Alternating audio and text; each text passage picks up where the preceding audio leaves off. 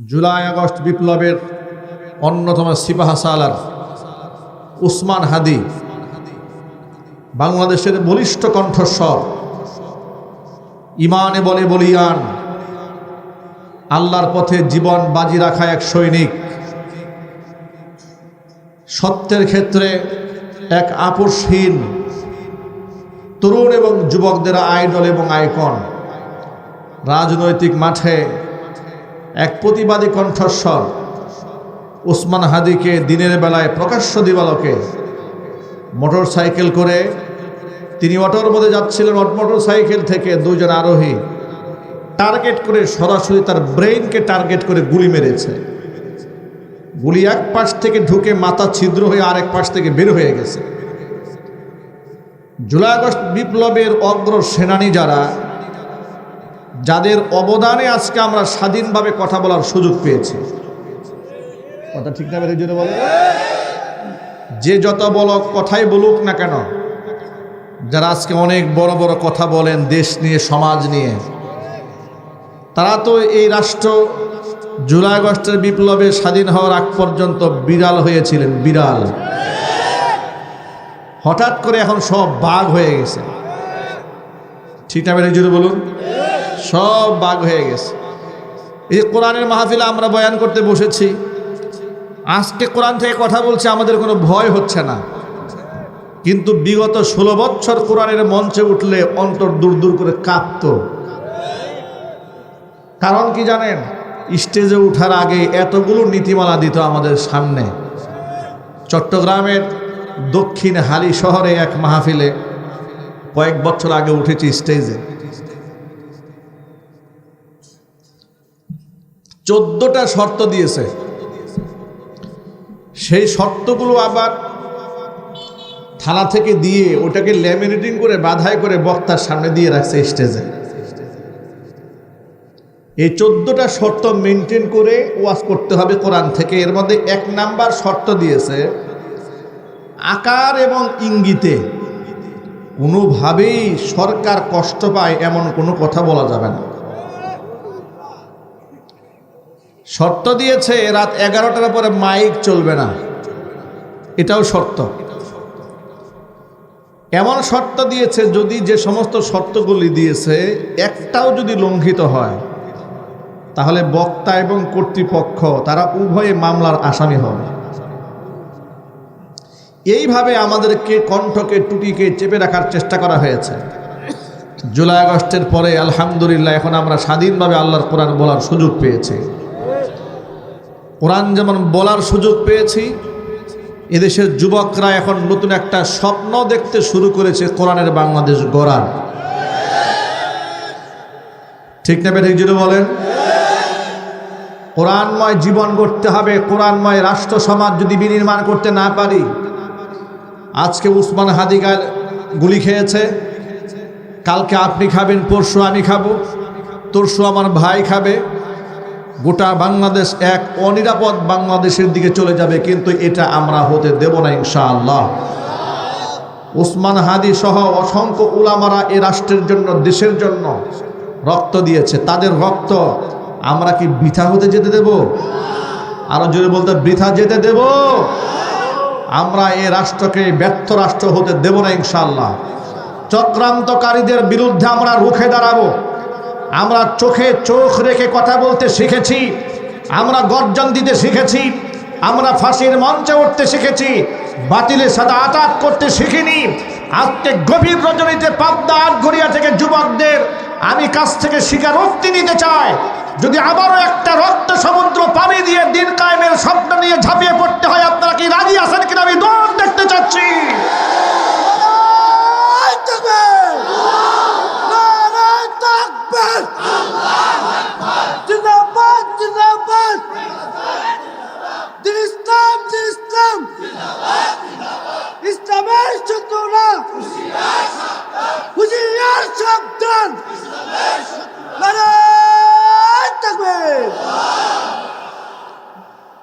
আল্লাহর পথে যারা জীবন বাজি রাখে তাদের তো ভয়ের কোনো কারণ নাই, তাদের জীবনে হারাবার কিছু নাই। বেঁচে থাকলে গাজীর মর্যাদা পাবে, জমিন থেকে বিদায় হয়ে গেলে শহীদের মর্যাদা আল্লাহ পাক দিয়ে দিবে। আল্লাহর পথে যারা জীবন দেয় তারা অমর হয়ে যায়, তারা মরে না। মহাগ্রন্থ আল কোরআনে আল্লাহ পাক বলেছেন, ওয়ালা তাহসাবান্নাল্লাযীনা কুতিলু ফী সাবিলিল্লাহি আমওয়াতা বাল আহইয়াউন ইনদা রাব্বিহিম ইউরযাকুন। আমার আল্লাহ পাক বলেন, আমি আল্লাহর রাস্তায় যারা নিহত হয়েছে তাদেরকে মৃত্যুবরণ করেছে, এটা তোমরা ধারণাও করো না। তারা মৃত নয়, বাল আহইয়াউন, ওরা জিন্দা, ওরা জীবিত। ইনদা রাব্বিহিম ইউরযাকুন, তাদের রব আমি আল্লাহর কাছ থেকে তাদেরকে রিজিক সরবরাহ করা হয়। শহীদরা মরে যায় না, শহীদরা চিরঞ্জীব হয়ে যায়। জোরে জোরে বলেন সুবহানাল্লাহ। আয়াতটা নাযিল হওয়ার প্রেক্ষাপট কি? হুজুরের বিখ্যাত সাহাবী জাবের রাদিয়াল্লাহু তাআলা আনহু ইসলাম ধর্ম গ্রহণ করার পরে হযরত জাবের নবীজির সাথে এমন কোনো জিহাদ নাই যে শামিল হন নাই। সকল জিহাদের মধ্যে তিনি তার পারসেপশন ছিল, তিনি সকল জিহাদে উপস্থিত থেকেছেন, সম্মুখ পানে লড়াই করেছেন। শুধুমাত্র কেবলমাত্র উহুদের ময়দানে হযরত জাবের যান নাই। ইতিহাসটা কি? হযরত জাবেরের পিতা আব্দুল্লাহ ইবনে আমর ইবনে হারাম রাদিয়াল্লাহু তাআলা আনহু 100 বছর বয়সী সাহাবী জাবেরকে ডেকে বলেন, জাবের, আমি বুড়ো হয়ে গেছি, আমার বয়স তো একেবারে জীবনের শেষ প্রান্তে, আমারও তো মনে চায় আল্লাহর রাস্তায় লড়তে, আল্লাহর রাস্তায় জীবন দিতে আমারও স্বপ্ন হয়। সাধারণত আল্লাহর নবী বৃদ্ধদেরকে জিহাদে নিতেন না, শিশুদেরকে আল্লাহর হাবিব জিহাদে এলাও করতেন না। কারণ জিহাদ করতে গেলে মর্দে মুজাহিদের প্রয়োজন, তারুণ্য প্রয়োজন, যুবকদের টকবগা রক্তের প্রয়োজন। ঠিক না বেটা? জোরে বলেন। জুলাই আগস্ট বিপ্লবে সম্মুখপানে আমার তরুণরা লড়াই করেছে। আমাদের তরুণ প্রজন্মের লোকেরা এইভাবে বুক চিতিয়ে দাঁড়িয়েছে। আবু সাইদ মুগ্ধের মতো টকবগে নওজওয়ানরা জীবন বাজি রেখে আমাদেরকে নতুন একটা বাংলাদেশ উপহার দিয়েছে। কোরআনের মাহফিল থেকে তাদের জন্য দোয়া করি, মহান আল্লাহ রাব্বুল আলামিন তাদেরকে শাহাদাতের সর্বোচ্চ মর্যাদা দান করুন। জোরে বলেন আমিন। আল্লাহর নবী সাল্লাল্লাহু আলাইহি ওয়াসাল্লাম সাধারণত বৃদ্ধদেরকে এলাও করতেন না, কিন্তু হযরতে জাবের রাদিয়াল্লাহু তাআলা আনহুর বাবা হযরতে আব্দুল্লাহ ইবনে আমর ইবনে হারাম আল্লাহ রসুলের কাছে নাসর বান্দার মতো আবদার জানায় বসলেন, নবীজি অবশ্যই আমি জিহাদে যেতে চাই, এটা আমার স্বপ্ন। তার ইসরার দেখে, পিরাপিরি দেখে, তার আগ্রহ দেখে আল্লাহর নবী তাকে জিহাদে যাওয়ার পারমিশন দিলেন। এবার আব্দুল্লাহ জাবেরের বাবা হযরত জাবেরকে দেখে বলেন, না জাবের, আমার ঘরে 9টা মেয়ে আছে, তোমার 9টা বোন আছে। এখন আমিও যদি জিহাদে যাই, তুমিও যদি যাও, মেয়েদের দেখভাল কে করবে? আমি যাচ্ছি জিহাদে, তোমার 9 বোনের দায়িত্ব আমি তোমার হাতে ন্যস্ত করলাম। সুবহানাল্লাহ বলে, যদি আল্লাহ আমাকে হায়াত দাস করে আমি ফিরে আসব, আর যদি আমাকে আল্লাহ পাক শহীদ হিসেবে কবুল করেন তো দুনিয়া থেকে তো আমি বিদায় হয়ে গেলাম। এই তোমার 9 বোনকে দেখার দায়িত্ব আমি তোমার উপর ন্যস্ত করলাম। জাবের রাদিয়াল্লাহু তাআলা আনহু পিতার রেখে যাওয়া আমানত 9 বোনের দায়িত্ব পালন করতে গিয়ে উহুদের ময়দানে তিনি যেতে পারেন নাই। এই একটা মাত্র জিহাদ যেখানে হযরত জাবের যেতে পারেন নাই ওজরের কারণে। তিনি থাকলেন এলাকায়, চলে গেলেন তার বাবা জিহাদের ময়দানে। উহুদের ময়দানে কুফফারদের সাথে রক্তক্ষয়ী সংঘর্ষ হলো। 70 জন সাহাবী শাহাদাত বরণ করলেন। আল্লাহর নবী নিজেও রক্তাক্ত হলেন, আহত হলেন, দান্দান মোবারক শহীদ হয়ে গেল। শয়তান গোটা জিহাদের ময়দানে মিথ্যাবাদ ছড়িয়ে দিয়েছে, কুতিলা মুহাম্মদ সাল্লাল্লাহু আলাইহি সাল্লাম নিহত হয়েছেন, তাকে শেষ করে দেওয়া হয়েছে, তিনি মারা গেছেন। এই সংবাদটা সাহাবীদের কানে পৌঁছে যাওয়ার পরে সাহাবায়ে কেরাম আরো দুর্বল হয়ে গিয়েছিলেন। হাতে গোনা কয়েকজন সাহাবী মনোবল শক্ত রেখে আল্লাহর নবীকে পাহারাদারি করেছেন। আহত আল্লাহর হাবিব সাল্লাল্লাহু আলাইহি সাল্লামকে সাহাবায়ে কেরাম কাঁধে ভর করে করে উহুদের ময়দানের উহুদ পাহাড়ের একটা প্রান্ত সীমানায় গিয়ে আশ্রয় দিয়েছেন। হুজুরের চোখের সামনে হযরত তালহা রাদিয়াল্লাহু তাআলা আনহু দাঁড়িয়ে গিয়েছিলেন।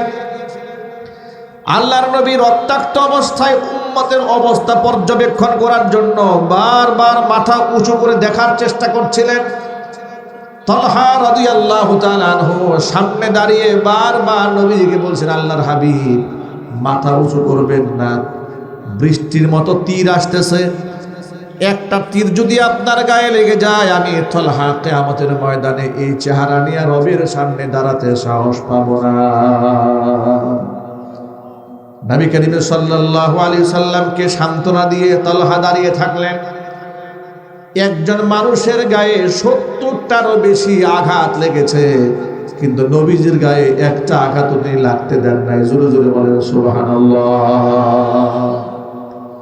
মদিনাতুল মুনাওয়ারা পর্যন্ত আওয়াজ পৌঁছে গেছে মুহাম্মদ সাল্লাল্লাহু আলাইহি সাল্লামকে হত্যা করা হয়েছে। মদিনার মহিলারা পর্যন্ত ঘর থেকে রাস্তায় বের হয়ে গেছেন, পাগল পারা হয়ে গেছেন। শিশুরা কাঁদতে কাঁদতে রাস্তায় বের হয়ে গেলেন। এমন সময় সুমাইয়া রাদিয়াল্লাহু তাআলা আনহা নামক একজন মহিলা, মোটামুটি প্রাপ্তবয়স্ক শুধু নয়, প্রান্তিক সীমায় চলে এসেছেন। পরিণত বয়সে এসে পাগলের মতো উহুদের ময়দানের দিকে দৌড়ে দিয়েছেন। রাস্তায় কিছু সাহাবীদের সাথে দেখা। সাহাবায়ে কেরাম জিজ্ঞেস করলেন, মহিলারে যাও কোথায়? বলে উহুদে যাই। বলে গিয়ে কোনো লাভ হবে না, তোমার স্বামী উহুদের ময়দানে গিয়ে তিনি শহীদ হয়ে গেছেন। মহিলা বলে, স্বামী শহীদ হয়েছে নাকি সে কথা জানতে চাই না, শুধু জানতে চাই আল্লাহর নবী কেমন আছেন।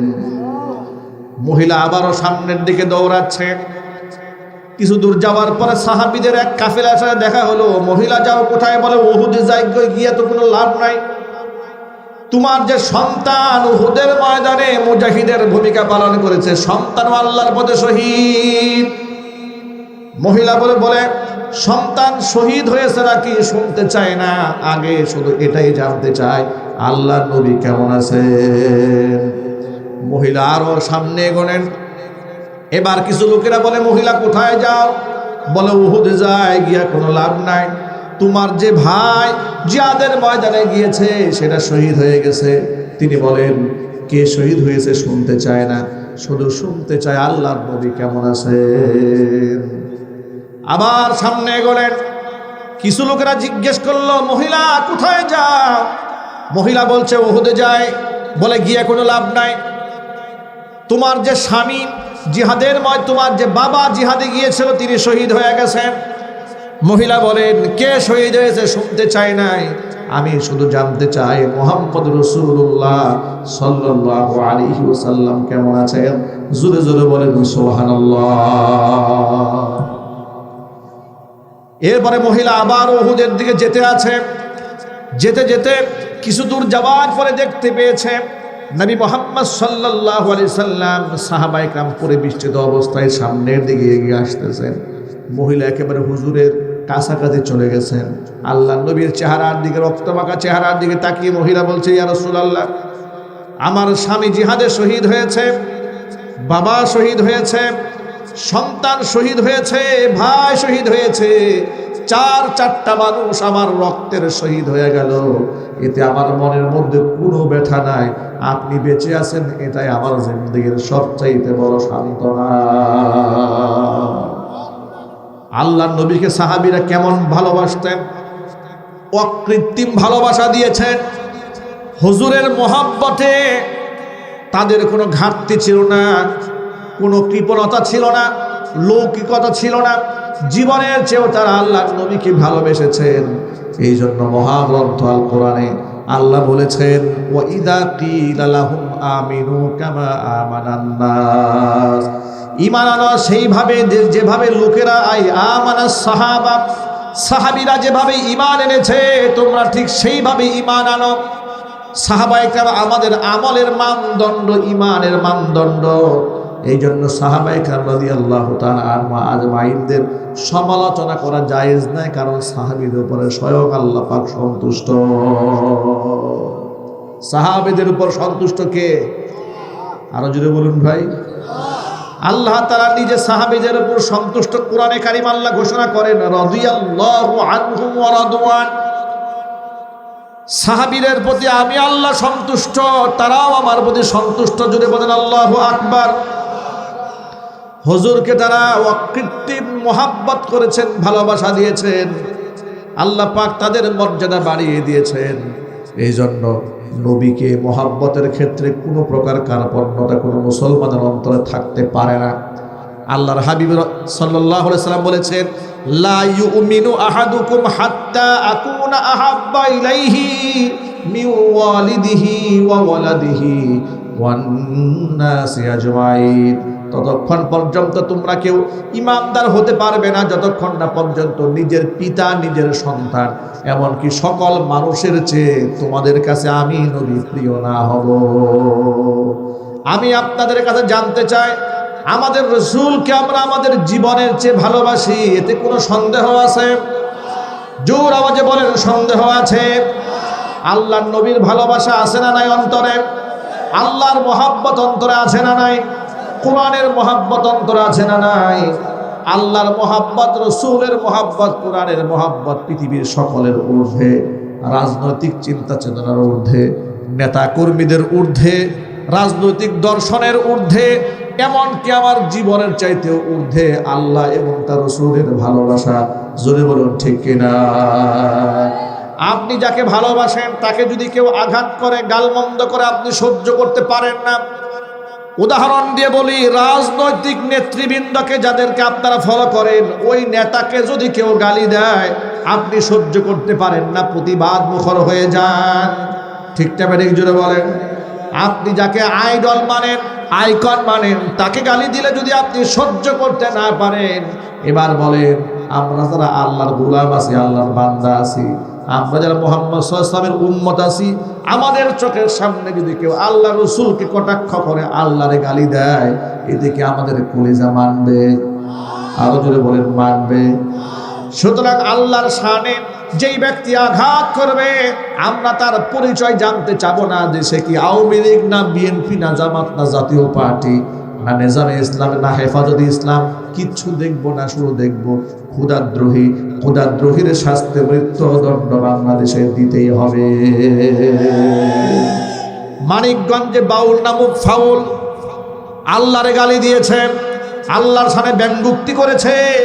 বাংলাদেশের প্রথম সারির কিছু রাজনৈতিক নেতারা দেখলাম বাউলের পক্ষে অবস্থান নিয়েছে। তাদের প্রতি আমাদের স্পষ্ট বার্তা, তোমরা যদি বাউলের পক্ষে অবস্থান গ্রহণ করতে পারো, আল্লাহর কসম আমরা মহান নবের সম্মানের পক্ষে অবস্থান নিয়ে প্রয়োজনে জিহাদে ঝাঁপিয়ে পড়ব, কাফের বেঈমানদের সামনে আমরা মাথা নত করব না।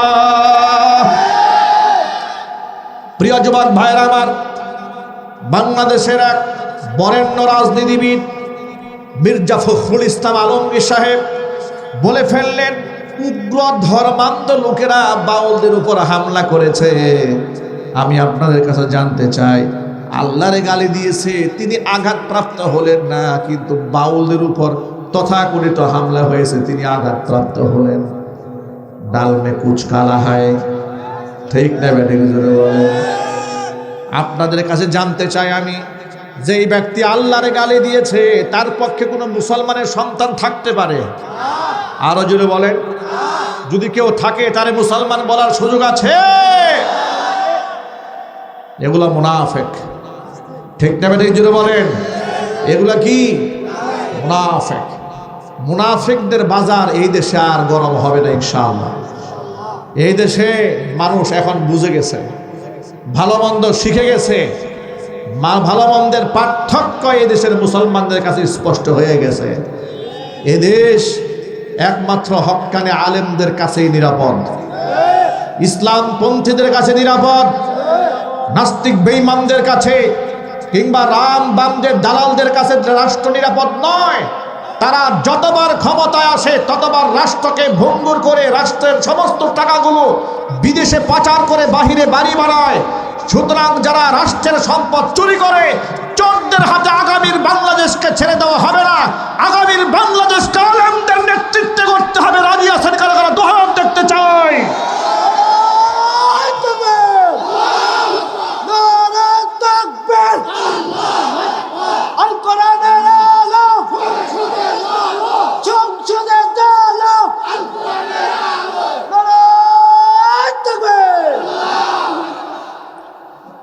আমার প্রিয় যুবক ভাইরা, মা বোনেরা, ঐক্যবদ্ধ হয়ে যান।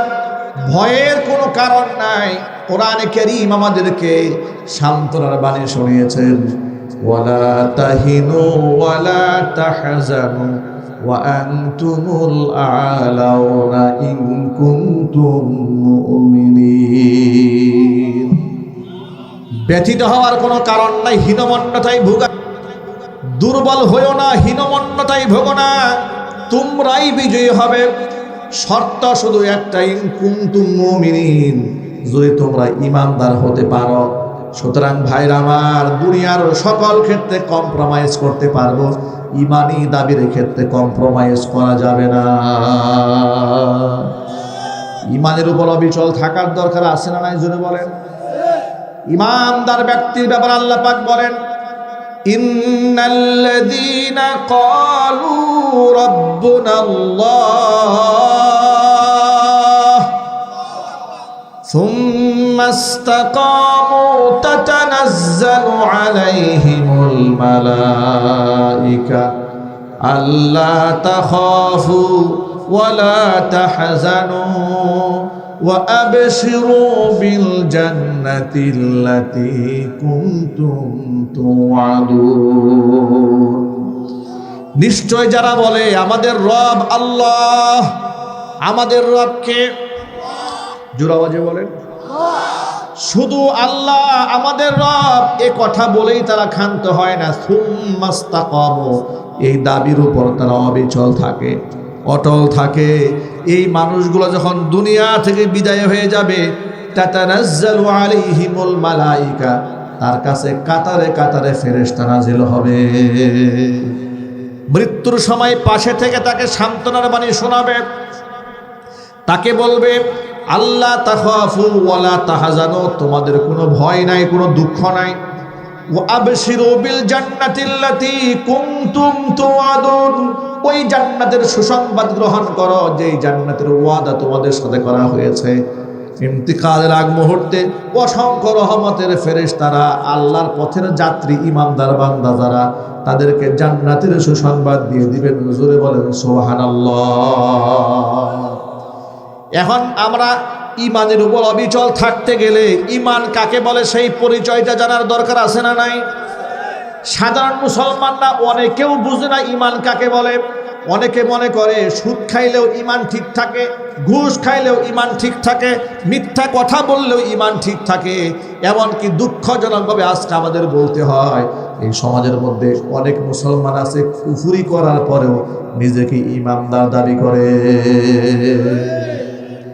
তার একটা বড় উদাহরণ হচ্ছে বেগম রুকিয়াকে নিয়ে বাংলাদেশে এক তুলকালাম কাণ্ড চলতেছে। বেগম রুকিয়া নাকি নারী জাতির অগ্রগতির দূত, জাগরণের দূত। সেই হিসেবে বেগম রুকিয়াকে আমাদের ছোট্টবেলা থেকে আমাদের বই পুস্তকে আমরা সেভাবে পড়েছি। অথচ এই বেগম রুকিয়াকে 1880 খ্রিস্টাব্দে যার জন্ম, 1932 সালে যার ইন্তেকাল, এই সময়টার মধ্যে সে বিবাহ বন্ধনে আবদ্ধ হয়েছিল ব্রিটিশ শাসনামলের ব্রিটিশ এক সরকারি আমলা, তার সাথে তার বিবাহ বন্ধনে আবদ্ধ হয়। সে নারী অধিকার নিয়ে কাজ করেছে। তার মাথার থিমটা ছিল, তার চিন্তা চেতনা ছিল যে পুরুষতান্ত্রিক সমাজে পুরুষদের অধীনে নারীরা থাকবে, তা হবে না, বরং নারীরা আলাদা এক জগৎ নিয়ে নিজস্ব অধিকার নিয়ে লড়াই করবে, তারা কারো কোনো পুরুষের অধীনে থাকবে না। জোরে কর নাউজুবিল্লাহ। আমি আপনাদেরকে জিজ্ঞেস করতে চাই, আমার মা বোনেরা স্বামীর অধীনে থাকবে, ভাইয়ের অধীনে থাকবে, বাবার অধীনে থাকবে, এর মধ্যে সম্মান আছে না নাই? বিবাহের আগ পর্যন্ত থাকবে বাবার অধীনে, বিবাহের পরে থাকবে স্বামীর অধীনে, স্বামী মারা গেলে থাকবে সন্তানের অধীনে, সন্তান না থাকলে ভাইদের অধীনে। কথা বলতে হবে ঠিক টাইমে ঠিক। এক কথায় পুরুষ গার্জিয়ানের তত্ত্বাবধান ছাড়া পৃথিবীতে নারীর কোনো নিরাপত্তা আছে? একটু চিৎকার দিয়ে বলে। এখন এই বেগম রুকিয়ার যে কথাটা, এই বক্তব্য যে কোরআন বিরোধী একটা আয়াত শোনায়।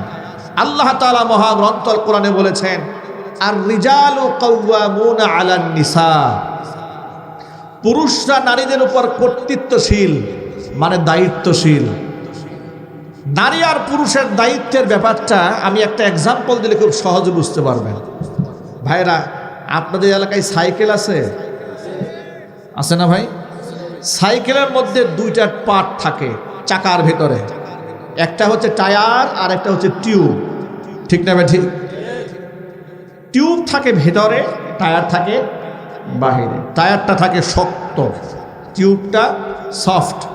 সফট হলেও ভেতরকার শক্তি দিয়া যদি শক্তিশালী টায়ারটাকে সাপোর্ট না দেয়, তাহলে এই টায়ার আর চলবে না।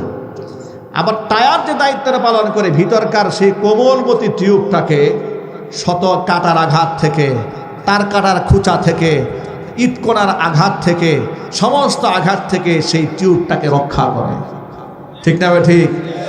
একজনকার ভিতরকার প্রাঞ্জল শক্তি, আরেকজনের বাহিরে শক্তিশালী সাপোর্ট, উভয়ের সমন্বয়ে রিংটাকে অক্ষত রেখে চাকাটা সামনের দিকে চলে। নারী আর পুরুষকে মহান আল্লাহ রাব্বুল আলামিন এভাবে নারীদেরকে দুর্বল করে সৃষ্টি করলেও পুরুষকে ইন্সপায়ার করার জন্য, উৎসাহ দেওয়ার জন্য, ঘরের আভ্যন্তরীণ ভেতর থেকে পুরুষকে মানসিক শক্তি যোগায় দেওয়ার জন্য মহান আল্লাহ রাব্বুল আলামিন আমার মা বোনদেরকে টিউবের ভূমিকায় রেখেছেন। আর পুরুষদেরকে শক্তিশালী টায়ার বানিয়ে এই মা বোনদেরকে রক্ষার দায়ী দায়িত্ব দিয়েছেন, যাতে করে কোনো সমাজের লম্পট, বদমাশ, ধর্ষক তার স্ত্রী, তার কন্যা, তার বোনের গায়ে আঘাত দিতে না পারে, ঠিক না ভাই? বলেন। এখন এই টিউব যদি বলে থাকবো না কো বদ্ধ করে দেখবো এবার জগৎটাকে, টায়ার তুমি সরো, কি বলেন? এই টিউব ঘুরতে পারবে? এক ঘুরান দেওয়ার সাথে সাথেই ঠুস, ঠিক না ভাই? বলেন। এবার পৃথিবীর ইতিহাস তাকান, পুরুষের নিয়ন্ত্রণ ছেড়ে নারী যেখানে একাকিত্বে চলতে গেছে, সেখানে লাঞ্ছিত হয়েছে, অপমানিত হয়েছে, ধর্ষণের শিকার হয়েছে, ইফটিজিংয়ের শিকার হয়েছে। তসলিমা নাসরিনের থিমটা কি? তসলিমা নাসরিন এই কথাই বলে যে পুরুষতান্ত্রিক সমাজ আমরা চাই না, আমরা এই সমাজ ভেঙে দিয়ে নারী অধিকার প্রতিষ্ঠা করব। বেগম রুকিয়া এই কাজটা করেছে, ইসলামের পর্দা পুশিতার ব্যাপারে মারাত্মক বিশুদ্ধার করেছে। এমনকি এমন মন্তব্য করেছে যে নারীদেরকে পুরুষদের করায়ত্ত এবং অধীনস্থ রাখার জন্য কিছু ধান্দাবাজ লোকেরা ঐশী কিতাবের নামে মানুষের কাছে মিথ্যা এবং প্রতারণা করেছে। নাউজুবিল্লাহ পড়েন। একটু বোঝার চেষ্টা করেন, এই কথাটা বলেছে নবীদের শানে বিয়াদবি করেছে। নবীরা কি ধান্দাবাজি করেছেন? এটা জোরে বলেন। এই যে কিতাব, এটা কার বাণী? আরো জোরে বলেন। এটা নাকি ঐশী বাণীর নামে নবীরা নাকি ধান্দাবাজি করেছে পুরুষদের করায়ত্ত করে নারীদেরকে রাখার জন্য। এই কথা যদি কোনো মহিলা বলে তার ঈমান থাকে, তাহলে বেগম রুকিয়ারে মুসলমান বলা যায়? যে মহিলাকে মুসলমানই বলা যায় না, সেই মহিলাকে আমাদের নারী জাতির জন্য আইকন, আইডল বলে প্রমাণ করার যে নিকৃষ্ট প্রচেষ্টা বাংলাদেশে চলছে, আমরা তার তীব্র নিন্দা জানাই। আমরা বলি বেগম রুকিয়া আমাদের মা বোনদের আইকন নয়, আইডল নয়। আমার মা বোনদের আইডল হচ্ছে মা খাদিজাতুল কুবরা রাদিয়াল্লাহু তাআলা।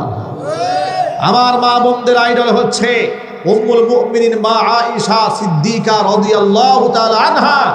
আমার মা বোনদের আইডল হচ্ছে, আইডল এবং মডেল হচ্ছে জান্নাতি রমণীদের সর্দারিনী ফাতিমাতুজ জাহরা রাদিয়াল্লাহু তাআলা আনহা, ঠিক না ভাই? ঠিক। আমার মা বোনেরা কখনো এই উলঙ্গ বেহায়া মানুষদেরকে সমর্থন দেবে না। এগুলা করার পরে এখন রাজশাহী বিশ্ববিদ্যালয়ের এক শিক্ষক মাহমুদুল হাসান, পদার্থবিজ্ঞানের টিচার, তিনি বেগম রুকিয়াকে ফেসবুক স্ট্যাটাসে বললেন সে তো মুরতাদ ছিলেন, কাফের ছিলেন। কাফের আর মুরতাদ বলার কারণে বাম পাড়ায় আগুন লেগেছে, তথাকথিত সুশীলের গায়ে আগুন লেগেছে। বলা শুরু করলো, এই শিক্ষক মৌলবাদী, এই শিক্ষক নিজেই অপদার্থ, তা না হলে বেগম রুকিয়ার কাফের বললো কেন? আচ্ছা প্রিয় ভাইরা, কুফুরি করলে তারা কি বলবো আমরা? যদি বলেন, চুরি করলে কি বলে? ডাকাতি করলে, খুন করলে, কুফুরি করলে কাফের। ও খুন করলে খুনি বলা যাবে, চুরি করলে তাকে চোর বলতে পারবেন, ডাকাতি করলে ডাকাত বলতে পারবেন, আর কুফুরি করলে কাফের বলা যাবে না। মুসলমান থাকতে মনে চায়, এত লালায়িত কেন মুসলমান থাকতে? যদি মুসলমান থাকতে মনে চায় তাহলে কুফুরি বাদ দিতে হবে, কথা বলতে হবে, ঠিক কিনা মুসলমান? কুফুরিও করবেন, আবার মুসলমানও থাকতে মনে চায়। ধান্দা তো ভালোই বানিয়েছে তোমরা।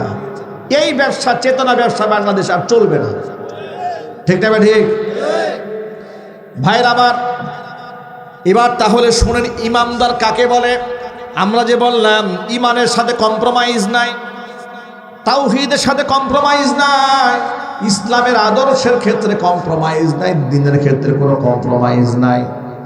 রাজনৈতিক বিভাজন ভিন্ন ভিন্ন দলের হলেও আল্লাহর দ্বীনের ক্ষেত্রে কোনো ভিন্নতা নাই।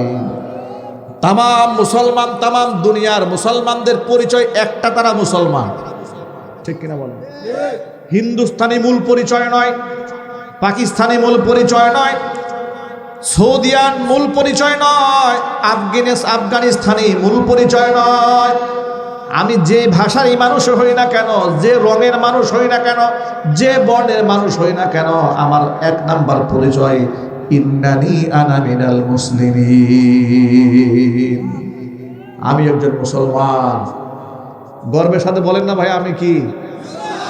একটু হাতটা উঁচা করে বলেন, গর্বের সাথে বলুন, আমরা কি? এই কথা বলতে কি আমাদের কষ্ট হয় নাকি ভাই? আমরা গর্বের সাথে বলি আমরা একজন মুসলমান, ঠিক না ঠিক? এবার তাহলে শোনেন, দাবি তো করলাম মুসলমান, তো ইসলাম কাকে বলে, ইমান কাকে বলে, এটা জানার দরকার আছে কিনা? এই মঞ্চগুলো তো আমরা ইমান শেখার মঞ্চ বানিয়েছি, ইসলাম শিখতে চাই, জানতে চাই। এই ব্যাখ্যাটা আমি নিজের পক্ষ থেকে না দিয়ে একটু হাদিস থেকে শোনাই আপনাদেরকে। ভাই আপনাদের কষ্ট হচ্ছে? অনেক গভীর রাত তো, কষ্ট হলে বলবেন আপনারা, ইনশাল্লাহ। হ্যাঁ, চলবে, মাশাআল্লাহ চলবে। লিল্লাহি তাকবীর। এনার্জি আছে তো? দেখি তাহলে তাকবীরের ধ্বনিতে বোঝা যাবে কতটুকু এনার্জি আছে। লিল্লাহি তাকবীর। মাশাআল্লাহ, এনার্জি আছে। ঘুম ঘুম ঘুম নাই চোখে।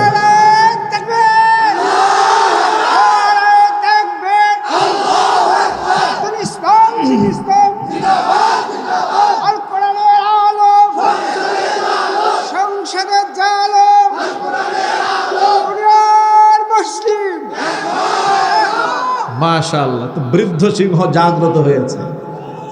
কি বলেন যুবকেরা? বৃদ্ধ সিংহের গর্জনে তো পুরো এলাকা কাঁপতেছে। আর জওয়ানরা যদি গর্জন দেয় তাহলে তো আর দেশে নাস্তিক একটা থাকতে পারবে না, ঠিক না? ঠিক। তাহলে এখন আমরা হাদিস থেকে ঈমানটা একটু শিখে নেই। عن عمر بن الخطاب رضي الله تعالى عنه أنه قال بينما نحن جلوس عند رسول الله صلى الله عليه وسلم ওমর ইবনুল খাত্তাব রাদিয়াল্লাহু তাআলা আনহু বলেছেন, কোন একদিন আমরা নবীজি সাল্লাল্লাহু আলাইহি ওয়াসাল্লামের পাশে বসা ছিলাম। ঈদ তলা আলাইনা রাজুলুন শাদীদু বায়াদিস সিয়াব, এমন সময় জনৈক ব্যক্তি এলো আমাদের মাঝে, ধবধবে সাদা পোশাক পরিহিত অবস্থায় এসেছে। শাদীদু বায়াদিস সিয়াবি শাদীদু সাওয়াদিস শারি, কুচকুচে কালো চুল বিশিষ্ট। ফাজালাসা ফাআসনাদা রুকবাতাইহি ইলা রুকবাতাইহি ওয়া ওয়াদাআ কাফাইহি আলা ফাখিজাইহি। হুজুরে পাক সাল্লাল্লাহু আলাইহি ওয়াসাল্লামের পাশে বসে হুজুরের উরুর সাথে উরু এরকম লাগিয়ে বসেছেন। কথা বুঝতে পারতেছেন তো? আবার বলি, উমর বলেন আমরা রসুলের পাশে বসে আছি, হঠাৎ করে এক ব্যক্তি এলো, এসে রসুলের পাশে বসেছে, হুজুরের হাঁটুর সাথে হাঁটু মিলিয়ে বসেছে, নিজের দুই হাতের তালু উরুর উপর রেখেছে, আর জামাটা গায়ের একদম ধবধবে সাদা, মাথার চুলগুলো কুচকুচে কালো। কিন্তু অবাক করা বিষয় হচ্ছে লা ইয়ারিফুহু আহাদুম মিন্না, আমরা কেউ তারা চিনি না। কাছের মানুষ হলে তো চিনতে পারতাম। আবার যে বলবো তিনি অনেক দূর থেকে এসেছেন, অপরিচিত কেউ, তারও কোনো আলামত নাই। লা ইউরা আলাইহি আসারুস সাফার, তার উপরে সফরের কোনো চিহ্নই নাই, কোনো আলামত নাই। অবাক হয়ে গেলাম, রসুলের মুখোমুখি বসেছে, হাঁটুর সাথে হাঁটু লাগাইয়া বসেছেন। এবার হুজুরকে প্রশ্ন করে বলতেছেন, ইয়া মুহাম্মদ, হে মুহাম্মদ, কুল, হে মুহাম্মদ, আখবিরনি আনিল ইসলাম। ও মুহাম্মদ সাল্লাল্লাহু আলাইহি সাল্লাম, আপনি আমাকে ইসলামের ব্যাখ্যা শোনান, ইসলাম কি জিনিস। নবীজি সাল্লাল্লাহু আলাইহি সাল্লাম উত্তর দিচ্ছেন, ইসলাম হচ্ছে আনতা শাহাদা আল্লা ইলাহা ইল্লাল্লাহ ওয়া আন্না মুহাম্মাদার রাসূলুল্লাহ ওয়া তুকিমাস সালাহ ওয়া তুতিয়াজ যাকাত ওয়া তাসুমা রমাদান ওয়া তাহুজ্জাল বাইতা ইন ইসতাতা'তা ইলাইহি সাবিলা। ইসলামের ব্যাখ্যা জানতে চাও তাহলে শোনো, ইসলামের ব্যাখ্যা হচ্ছে এ কথার সাক্ষ্য দেওয়া আল্লাহ ছাড়া কোনো মাবুদ নাই, মুহাম্মদ সাল্লাল্লাহু আলাইহি সাল্লাম আল্লাহ পাকের রাসূল। এরপরে তুমি নামাজ কায়েম করবে, এরপরে তুমি যাকাত দেবে, রমজান মাসে রোজা রাখবে, সামর্থ্য যদি থাকে তাহলে তুমি বাইতুল্লাহ হজ করতে যাবে। এটার নাম হলো ইসলাম। প্রশ্নের জবাব শোনার পরে প্রশ্নকারী বললেন, সদাক্তা, আপনি সঠিক উত্তর দিয়েছেন। হযরত ওমর বলেন, ফাআজিবনা আলাহ, আমরা অবাক হয়ে গেলাম। ইয়াসআলুহু ওয়া ইউসাদ্দিকুহু, নিজে প্রশ্ন করছে আবার সত্যায়ন করছে।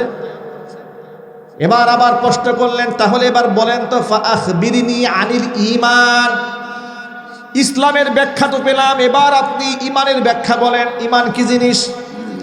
নবী করিম সাল্লাল্লাহু আলাইহি সাল্লাম বললেন, ঈমান হচ্ছে আন তুমিনা বিল্লাহি ওয়া মালাইকাতিহি ওয়া কুতুবিহি ওয়া রুসুলিহি ওয়াল ইয়াউমিল আখিরি ওয়াল কদরি খাইরিহি ওয়া শাররিহি মিনাল্লাহি তাআলা। আল্লাহর নবী বলেন, ঈমানের ব্যাখ্যা শোনো, ঈমান হলো আল্লাহর উপর তুমি বিশ্বাস স্থাপন করবে, বিশ্বাস স্থাপন করবে আল্লাহর নাজিলকৃত কিতাব সমূহের উপরে, প্রেরিত রাসূলগণের উপর ঈমান আনবে, ফেরেশতাদের উপর ঈমান আনবে, পরকালের উপর ঈমান আনবে, এবং এই কথার উপর ঈমান আনবে ভালো মন্দের ফয়সালা একমাত্র আল্লাহর পক্ষ থেকেই হয়। আপনারা বলেন তো ভাই, ভালো মন্দের ফয়সালা কার পক্ষ থেকে হয়? এই উত্তর শোনার পরে তিনি বললেন, সদাক্তা, সঠিক উত্তর দিয়েছেন। হযরত ওমর বলেন, কি আশ্চর্য কথা, তিনি নিজে প্রশ্ন করেন, আবার উত্তর দেওয়ার পরে আবার সত্যায়ন করে বলেন, আপনি সঠিক বলছেন। দুইটা প্রশ্ন শেষ হলো। এবার বলছেন, তাহলে এবার তৃতীয় নাম্বার প্রশ্নের জবাব দেন। তৃতীয় নাম্বার প্রশ্নটা কি? ফাআখবিরনি আনিল ইহসান, ইহসান সম্পর্কে বলেন তো, ইহসান কাকে বলে?